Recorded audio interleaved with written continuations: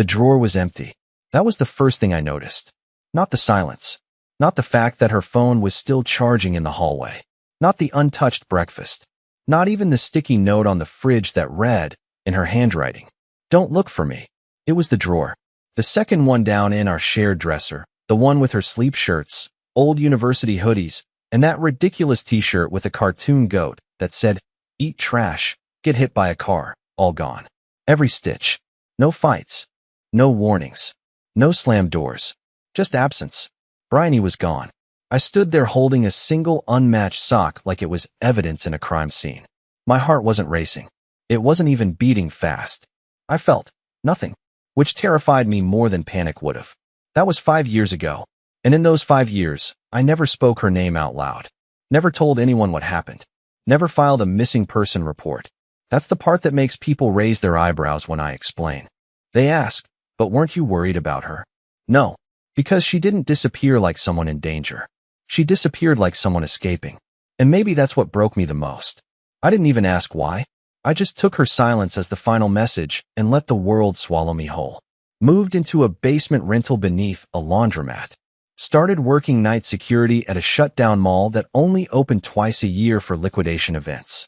Ate the same tuna sandwich every single day until I stopped tasting it. I turned into a ghost. Then last Friday, I got a call. Blocked number. Male voice. 2 sentences. "Come to room 815. Easton Hotel. Midnight. She'll be there." I almost threw my phone in the trash. I should have. I should have kept living my quiet, invisible life. But instead, I sat on the edge of my mattress until 11:03 p.m., then put on my least wrinkled shirt and went. I expected a setup. A scam.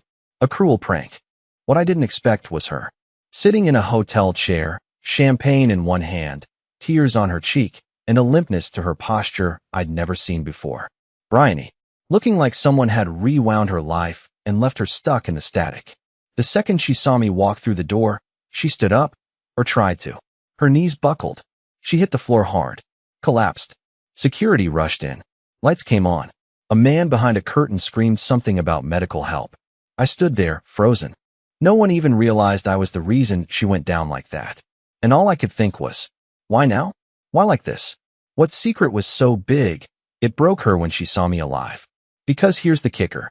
I never told her what I'd done after she left. I never told anyone. And I think she just found out. The moment Bryony collapsed, everything erupted into chaos, but I stayed still, like a glitch in the scene. Hotel staff flooded in. A woman in a headset shouted for medics. A man in a dark suit whispered into a lapel mic and pulled me aside like he knew exactly who I was. Like this was expected. I hadn't said a single word. Hadn't shown an invitation. But somehow they knew I was him. Room 815 was a suite, a luxurious one. Not the kind Bryony used to stay in for work trips. This had fresh orchids, not plastic plants. Gold trim, not chrome. Whoever had brought her here hadn't spared a dime. And that man behind the curtain? I finally saw him clearly when the paramedics wheeled Bryony out. He stepped forward like a villain from a legal drama. Tailored jacket, no tie, jaw like a rock. He didn't introduce himself. Just looked me up and down and said one word. "You're late." I blinked. "Excuse me." He gestured to the now empty hotel suite. "She's been asking for you for weeks. And now look at her." "What the hell is going on?" I asked. My voice came out cracked, like I hadn't used it in months, which honestly wasn't far from the truth. He sighed like I was the one being unreasonable, then reached into his coat and pulled out a sealed envelope. It had my name on it. Not my current name, not the alias I used in Larchmere. No, it had Marlen, my real name, the one I hadn't heard aloud since I left. Inside was a single photograph. Bryony, holding a toddler. Next to her, Weston. The Weston. The same Minter she used to message at night while telling me I was being insecure. The one who laughed too hard at her jokes. The one I once watched rest his hand on her lower back for 3 seconds too long at a fundraising gala. In the photo, Weston's arm was around her waist. The kid looked about 4. I didn't need a DNA test to know what I was seeing. My hands trembled, but I wasn't angry. I wasn't even surprised. What I felt was worse than anger, that cold, hollow nothing that eats you alive from the inside out. "She's dying," the man said flatly. "That's why she asked to see you." My ears rang. "What?" He looked bored. "It's not public. But yes, you disappeared for 5 years, but her condition started 2 years ago. Diagnosis last fall. Terminal. She wanted to tell you herself. You ruined that. I could have punched him. I should have. But again, I just stood there like a prop. You people are sick, I whispered. He turned away. We're not the ones who ran off without a trace. We didn't vanish without saying goodbye. I wanted to scream that she told me to, that she left me, but none of it mattered. Because apparently, this was now about a kid. A diagnosis. A story someone had rewritten in my absence. The man turned back before leaving. There's more. She wanted you to know the truth. Not about Weston. About the night she left. I narrowed my eyes. What truth? He paused, smirked, then said, she thought you were going to die. And just like that, he was gone. I was left standing in a hotel room that smelled like lilies and lies, holding a photo of a child that might be mine, and a memory of a woman who once told me not to look for her, now begging for my face one last time. But she should have known something about me. If I disappear once, I come back twice as dangerous. I didn't leave the hotel room right away. For nearly 20 minutes, I stood there staring at the photograph. Bryony, Weston, and the child between them. A little boy in a red jacket, his curls windswept, mid-laugh. Something about his eyes made my throat tighten. That weird mix of awe and confusion you feel when you see a ghost that looks like you. I kept replaying that man's words in my head. She thought you were going to die. What the hell did that mean? Was that supposed to justify everything? Her silence? Her vanishing act? The child she raised with a man she swore was just a friend? How could she think I was dying when I was perfectly healthy the day she told me to disappear? Unless I wasn't. I left the hotel and walked for hours. I didn't even know what city I was in. That's how far I'd pulled myself away from the old life. I just kept moving, circling through streets that looked familiar but wrong, until I found myself outside a building I hadn't seen since I left, Memorial Park Medical Center. My chest went cold, because suddenly, like someone turned a switch in my brain, I remembered. 3 weeks before she told me to disappear, I had collapsed on the kitchen floor. Dizzy, clammy, vomiting bile. I remember Bryony calling an ambulance and riding with me. I remember blurred lights and cold metal tables. I remember someone saying the words, aggressive markers, advanced stage. But I also remember the second opinion, the one I never followed up on. Was that it? Was that why she left? Had I convinced myself I'd be dead within the year, and just gave up? Did she give up too? No, that couldn't be the full story. Because if she truly thought I was dying, why wouldn't she have stayed? Why wouldn't she have tried? Bryony was many things, cold, calculating, detached, but she wasn't cruel for the sake of it. Unless, Weston, I needed answers. But first, I needed to know who the hell that man in the hotel suite was. The one who gave me the envelope and said she'd been asking for me. He knew things about me he shouldn't. Real name, last known address, where I'd be at what time. That kind of access doesn't come from snooping. That's private investigator level. Or worse, legal. I checked into a small roadside motel just off the interstate and locked the door twice. I turned the envelope inside out, looking for any marking, logo, watermark, anything, and finally saw it. On the inside flap, faintly embossed, CR and Fields. Crisis Estate Planning and Confidential Advisory. What the hell was estate planning doing involved in this? I looked them up. It took digging, the kind of digging you do on encrypted search engines and obscure indexes that don't show up on Google. What I found made my blood run cold. CR and Fields specialized in something called legacy disassociation. They didn't just write wills. They helped people erase connections, clean breaks, high-profile divorces, hidden heirs, posthumous message delivery. One article even mentioned fake deaths and identity laundering for terminal clients who wanted to rebuild clean slates for their families before passing. Suddenly, Bryony's disappearance didn't seem like abandonment. It felt orchestrated. And I had a sinking suspicion I wasn't just the ex she ghosted. I was the ghost. I was her unfinished chapter. But now I was back. And if what I suspected was true, if that boy in the photo was mine, then she hadn't just kept a child from me. She'd rewritten our history and left me buried in the old draft. The building didn't match the website. CR and Fields' online presence made it look like some posh skyscraper firm with glass walls and espresso bars, the kind of place where tycoons rewrite their wills between stock market calls. But in reality, Their office was tucked into the basement of an aging brick structure behind a shuttered Thai restaurant. The plaque outside the entrance was barely visible. No windows. No reception desk. Just a buzzer and a camera that whirred when it moved. I hesitated with my hand over the buzzer. What exactly was I hoping to find? Confirmation that Bryony had rewritten our life like it was a legal contract? That she'd paid people to erase me while playing Happy Family with Weston? I pressed the buzzer anyway. A voice came through after a pause. Appointment.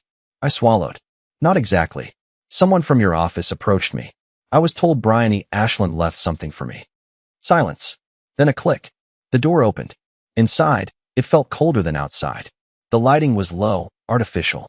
The woman who greeted me didn't give her name. She simply asked for mine, then typed something into a terminal behind the desk. Her eyes flicked up. Marlen Devick?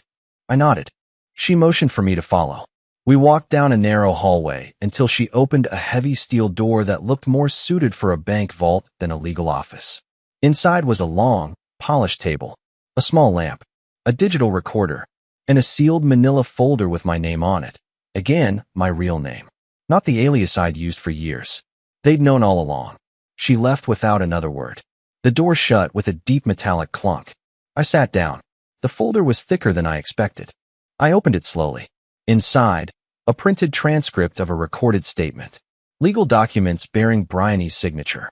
Financial spreadsheets. A single thumb drive taped to a note that read, "Only open if you choose to understand everything." But it was the first page of the transcript that broke me. It was dated 3 years ago. Transcript. Prepared for delivery upon subject's reappearance or legal confirmation of life status. Her voice. Typed out in courier font. If you're reading this, it means you didn't die. Or worse, it means you never were going to. Either way, you're probably angry. And you deserve to be. But before you let that anger swallow you whole, please listen. I skimmed ahead. Paragraph after paragraph. Apologies. Explanations. Timelines. Then the sentence that made my blood freeze. You were misdiagnosed. The first doctor was wrong. I found out too late. You'd already disappeared. I slammed the folder shut. I couldn't breathe. All those nights in the cold. All those years I thought she abandoned me. She thought I was the one who walked away. She had believed I left her to die alone. In her mind, I had accepted my death and chosen to spare her the pain. But that wasn't what happened. Because what I didn't remember, what I had completely erased from my memory, was the second opinion. I had received it. I'd gone to another clinic the week after my collapse. And they told me I was fine. A bacterial infection. Aggressive, yes. But treatable. But I never told her. Why? Because I had already left. Somewhere in the fog of self-pity and guilt, I'd convinced myself that disappearing was noble, that it was cleaner, that it would somehow protect her from watching me die. I was wrong. And so was she. And Weston? He wasn't just a rebound. He was the safety net. The man she let into her life because she thought she'd been left for dead. But the documents in that folder said something else too. Financial ledgers. Property transfers. Custodial filings. Hidden bank accounts. Bryony never put Weston on her accounts. She never gave him legal guardianship of her son. She'd created a trust in my name. She still believed I was the father. And worse, she had written a posthumous custody request stating that if I ever returned, her son was to be placed under my protection. Even after everything, she trusted me more than she trusted him. And that meant something was very, very wrong. Because if Weston didn't know that, he'd never let it stand. And suddenly, everything inside me flipped. This wasn't just about betrayal anymore. It was about danger. About a child. And maybe, just maybe, about redemption. I didn't go back to the motel that night. I couldn't. After reading the transcripts, the financial documents, the custody plans, I felt like I'd been dropped into someone else's life. Not a stranger's, but a version of mine that had continued without me, made its own decisions, written its own endings, and now expected me to step back into the narrative like nothing had happened. But the story had teeth, and I could feel them closing in. I parked outside a diner that stayed open until 2 a.m. and just sat in the car, watching the flicker of the neon sign in the window. It blinked every few seconds, like a pulse. I hadn't touched my wallet in hours. The photo of the boy, Bryony's son, was still wedged between the passenger seat and the console. I kept glancing at it, at his face, his smile, his eyes. They were mine. Not maybe, not possibly. No DNA test needed. I knew what I was seeing. That kid looked more like my childhood photos than I did. And the terrifying part wasn't that I had a son. It was the realization that Weston had probably known all along. And he'd kept it quiet. Which meant he wasn't just a backup. He was a threat. I didn't even remember falling asleep in the car, but I woke up at sunrise to a sharp knock on my window.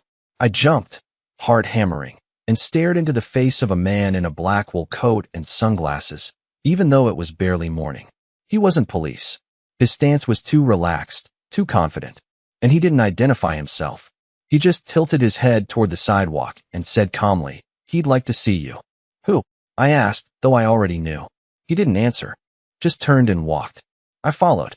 Maybe that was stupid, but the thing about walking around with your life already in ruins is, you stop caring about what might finish the job. We turned down an alley beside a closed antique shop, and there he was.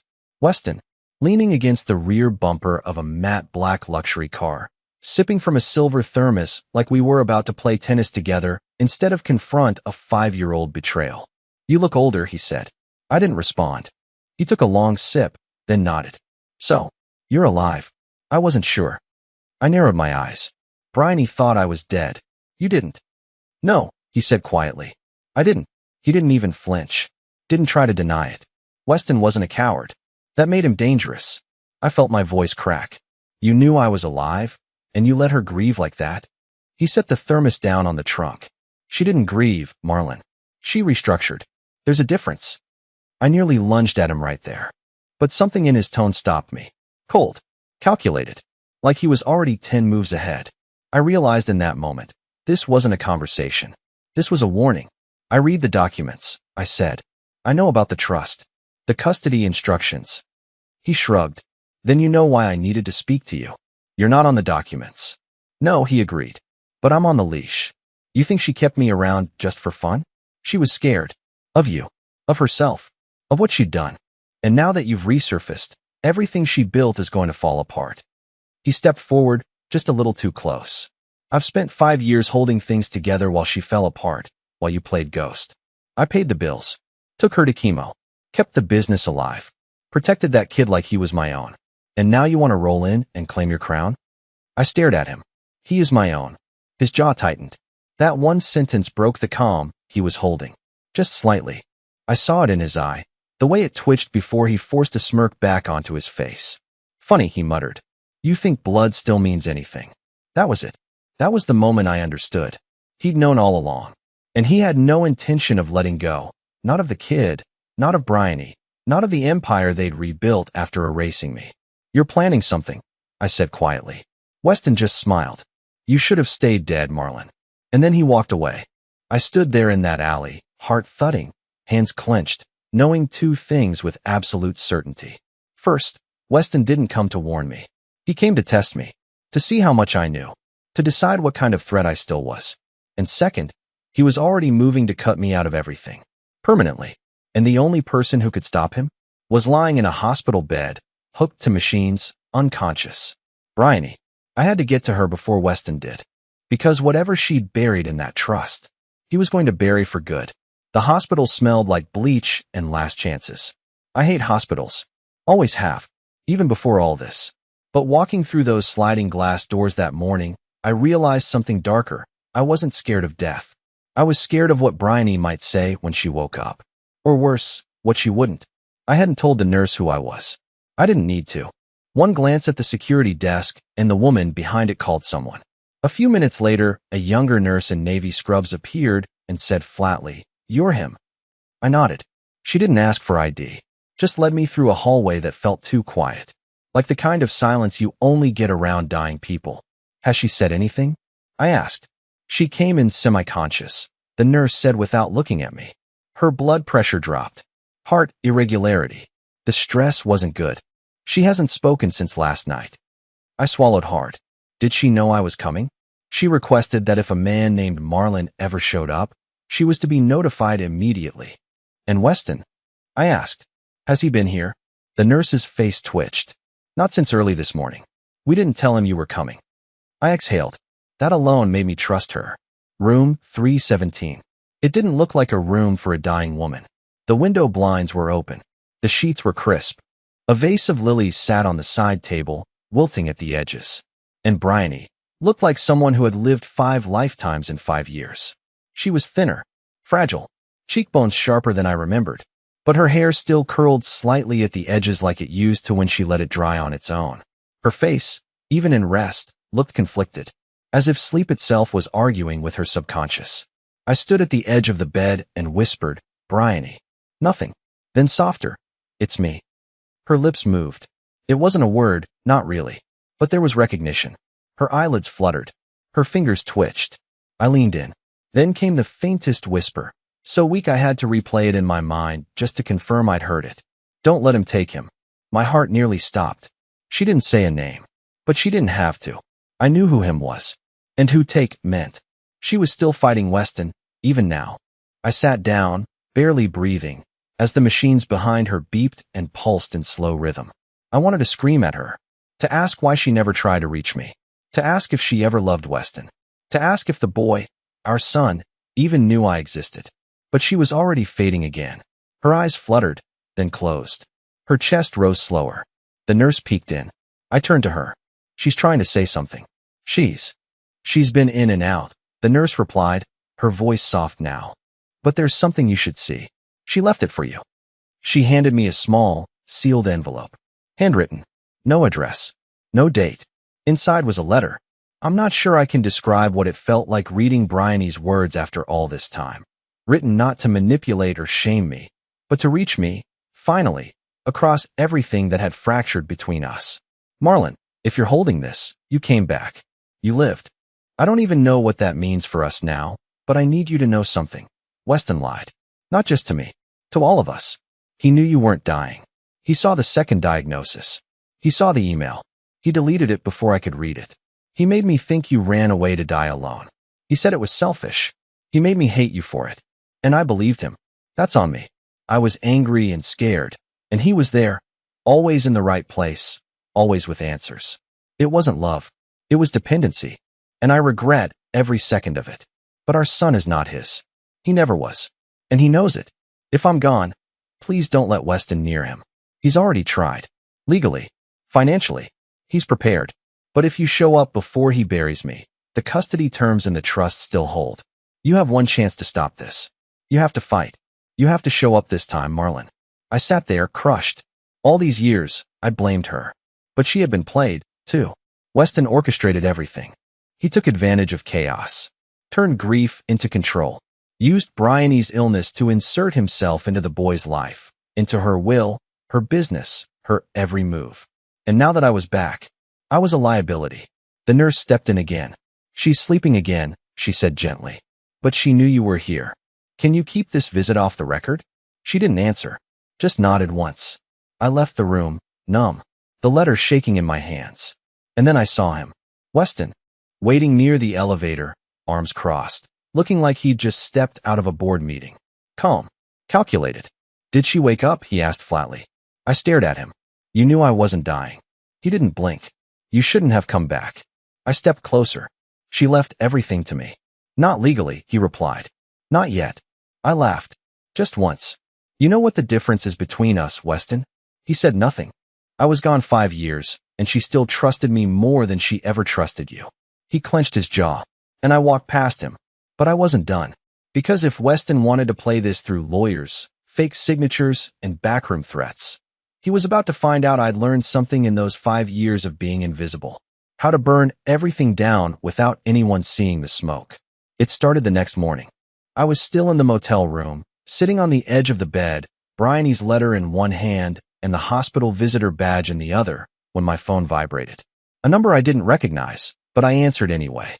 "Mr. Devick," the voice said smoothly. "This is Graham Teller from Teller and Meeks Family Law. I'm representing Mr. Weston Rowe. We were informed of your presence at Memorial Park Hospital. We'd like to formally request you cease all unsupervised contact with Bryony Ashland and her child until a legal review can be conducted." It was too polite, too fast. They'd been ready for this. "I'm his father," I said flatly. There was a pause. "That's not currently verified, sir. And in the absence of a court order, your involvement may compromise the guardianship process." I hung up before he could finish the sentence. But I understood what they were doing. Weston was pulling strings, hard and fast, trying to get ahead of the narrative before I could legally assert myself. And if I didn't move quickly, he'd paint me as unstable, a ghost from the past showing up to disrupt a grieving woman's final days. Except he'd forgotten something. Bryony had written protections into that trust. Not for her, for our son. And she never signed the last amendment Weston's lawyers drafted. The one that would have officially named him guardian if I didn't return before her death. Her lawyer never filed it. And that changed everything. I drove straight to CR and Fields. This time, I didn't wait to be buzzed in. I banged on the door until the assistant from earlier opened it, wide-eyed and cautious. I need access to the emergency clause, I told her. The one tied to the custodial trust. She said if I ever came back before she died. It activates automatically, she said quickly. She left a pre-recorded video. If you're present, we're legally obligated to show it to you. 15 minutes later, I was back in the same vault-like room, heart pounding. The lights dimmed, and a screen lowered from the ceiling. Then, there she was. Bryony. Pre-illness. Healthier. Confident. Sitting in a leather chair, arms crossed, staring straight into the camera like she was staring into me. Marlen, if you're watching this, I didn't think you would be, but I hoped. I needed to make sure that if you came back, our son wouldn't be handed over to someone he doesn't belong to. Weston helped me through a dark time. I won't deny that. But he never loved our son the way you would. He loved control. He loved being needed. And when he realized I wasn't going to sign the final documents, he got angry. I have no idea how much of this you'll even get to see. He's good at burying things. But if this plays, it means you have a chance. She leaned forward. Her expression softened. His name is Everin. And he's not just yours biologically. He's yours because I raised him on stories about the kind of man you were. The man I thought I lost. Don't let Weston twist that. Please, don't let him win. The screen went black. I sat in the dark for several minutes, hands shaking, throat locked. Everin. His name was Everin. Somewhere out there, my son, the boy who looked like me, the boy Weston was trying to claim through manipulation and legal gray areas, was probably being told that the man who showed up yesterday was no one important. And unless I stopped it, that would become truth. By that afternoon, Weston's legal team had filed for emergency custody. The court hearing was scheduled for 48 hours later. They were citing emotional instability, abandonment history, and lack of parental presence. Classic character assassination. Efficient. Brutal. But I had something they didn't. Bryony's video. And I had one more card left to play. When I returned to the hospital that night, I didn't go to Bryony's room first. I went to the pediatric wing. Everin was in the playroom, seated cross-legged on a blue carpet, playing with a set of building blocks, watched by a young nurse.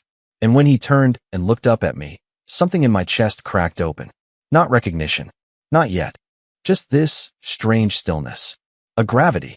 As if somehow, even in his innocence, he felt something. He stood. Are you my mom's friend? I nodded slowly. Something like that.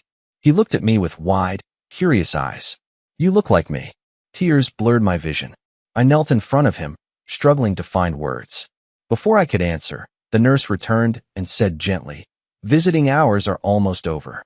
I left without pushing it. I couldn't risk scaring him or alerting Weston before the hearing. But as I walked out of the hospital, one thing was perfectly clear. They had tried to erase me. Erase the truth. Erase a father. But what Weston didn't know was that the next time I walked into that courtroom, I wouldn't just be another ghost from the past. I'd be the storm that rewrote the ending. The courthouse was colder than it needed to be. Big windows. Long benches. That faint hum of HVAC and tension. The kind you only hear when lies are being weighed by people in tailored suits with sharp pens and no memory of what love looks like. Weston was already there when I walked in. 3 rows of attorneys. A stack of documents. He wore the same smug expression he always did. Tight-lipped, confident, like the outcome had already been decided. And for a moment, I thought maybe it had. The judge, a tall, no-nonsense woman with sharp eyes, asked me to confirm my name and relation to the child. I did. She asked where I had been for 5 years. That part hurt. I thought I was dying, I said. I was misdiagnosed. I left to protect the woman I loved. But I was wrong. And when I found out, I stayed away because I didn't think she wanted me back. I was ashamed. The courtroom was silent. Even Weston's attorneys stopped shuffling papers. And now, the judge asked. Now I know she never stopped waiting, I said. She left me instructions. She left me the truth. I handed over the documents, the video, the trust agreements, and finally, Bryony's handwritten letter. The judge took her time. She paused the hearing for 20 minutes just to watch the video twice. When we returned, her voice was calm, but final. Mr. Rowe, she said, turning to Weston, you knowingly withheld a corrected diagnosis from MS. Ashland and interfered with legal documents that had not yet been finalized. One of Weston's lawyers tried to object, but she raised a hand. You manipulated a grieving woman into believing she had been abandoned, when in fact, you ensured that abandonment by erasing communication. That's not just immoral. That's calculated coercion. Weston didn't say a word, but for the first time, his jaw wasn't clenched in control, it was twitching in panic. The judge turned back to me. Mr. Devick, per the emergency custodial clause in the attached documentation, legal guardianship of the child, Everin Ashland Devick, is awarded to you, effective immediately. The court will oversee transition and supervision, but this ruling is not temporary. I didn't cry, not until I was out of the building, because when I stepped outside, Everin was there, holding the hand of the nurse who had brought him. She crouched down, whispered something to him, and stepped away. He looked up at me again. Same eyes, same crooked smirk I had as a kid. You're my dad, he said like it was already a fact. I am, I whispered. He took my hand without hesitation. We didn't go back to the motel, or the hospital, or anywhere near the people who had spent so long rewriting our story. We left town, not to run, but to begin. Bryony passed away 3 days later. I got to speak to her once more. Her voice was faint, but her words were clear. You came back, she whispered. I never stopped being yours, I said, even when you thought I had. She smiled, and then she was gone. She didn't leave behind wealth, or fame, or a legacy people would write about in magazines. She left something more rare, a second chance, a son who now knew who his father really was, and a man, broken, beaten, erased, who learned that being forgotten doesn't mean you're finished. We moved to a quiet place outside Helena. Trees, lakes, no cameras. I work with my hands again. Everin builds forts and tells me stories he makes up on the fly. Every night, he asks me if I'll be there in the morning. And every night, I tell him the same thing. I'm not going anywhere. Not this time.